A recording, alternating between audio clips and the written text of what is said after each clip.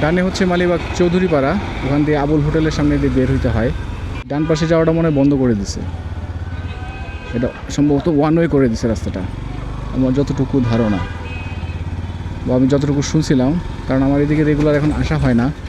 দেখতে দেখতে চলে আসছি মালিবাগ কমিউনিটি সেন্টারের সামনে, ওখান দিয়ে ডানে চলে যাব আমি মালিবাগ রেলগেট হয়ে, তারপরে যাব। এই হচ্ছে খিলগাঁও মালিবাগ কমিউনিটি সেন্টার, আর আমি চলে যাব হচ্ছে ডান পাশ দিয়ে।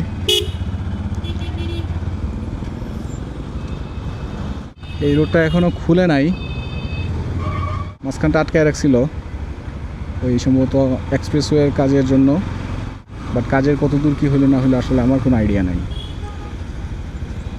এখন আছি হচ্ছে মালিবাগ রেলগেটের কাছাকাছি। যাই হোক, এদিকে পানিটা শুকায় গেছে, এটা হচ্ছে প্লাস পয়েন্ট, যেটা ভয় করতেছিলাম আমি, যে পানি থাকলে হচ্ছে পানির কাদা ছিটার একটা চান্স থাকে, এই জিনিসটা হয়তো এখন আর হবে না। এই জায়গাটা খুব খারাপ ছিল রাস্তাটা, এখন এই জায়গাটা ভালো করে দিচ্ছে, ঢালাই করে দিচ্ছে, এটা খুব ভালো একটা কাজ করছে। এই হচ্ছে মালিবাগ রেলগেট, আমি সোজা চলে যাব মৌচাকের দিকে। এই দুই পাশে বাইকের বেশ কিছু শোরুম আছে, ডিলারশিপ না বাট ব্যক্তিগত শোরুম। বিভিন্নগুলির রাস্তাটাও কমপ্লিট করে ফেলছে হয়তো বা, আমি ঠিক শিওর না। এখানে গাছ লাগাই দিছে, গুড। ট্রাফিক না থাকলে এদিকে আসলে বেশি সময় লাগে না আসতে, দূরত্ব খুব বেশি না।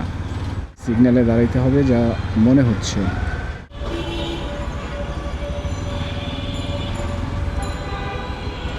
এই হলো মৌচাক মোড়, এখন ওয়েট করি, ওই সিগন্যাল ছাড়লে পরে যেতে হবে।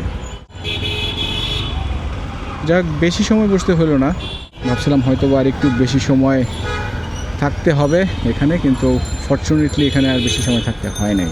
না, সোজাই চলে যাই, ওটাই হয়তো আমার জন্য কনভিনিয়েন্ট হবে। সিদ্ধেশ্বরী কলেজের সামনে দিয়ে, না সামনে যতটুকু দেখতে পাচ্ছি ট্রাফিক নাই, শুধুমাত্র ভয়েস কমান্ডের মাধ্যমে আমি রেকর্ডিং করতেছি। যদি কখনো রেকর্ডিং মিস হয় তাহলে আসলে আমি টের পাবো না যে রেকর্ডিং হইলো কি হইলো না, যেহেতু দেখার কোনো অপশন নাই। আর এই ড্রাইভ এরিয়াটা মনে হচ্ছে ভালোই, একটু ঠান্ডা ঠান্ডা আছে। ড্রাইভের প্রোডাক্ট তো আমি এর আগেও ব্যবহার করছি, বান্দানা তারপর ব্যবহার করছি, ওগুলো ভালোই ছিল, এটাও আশা করি ভালোই হবে। দামটা একটু বেশি নেয়, 300 টাকা, কোনো গরমও নেই, টেম্পারেচারও নাই, খুব এনজয় করার মতো একটা ওয়েদার।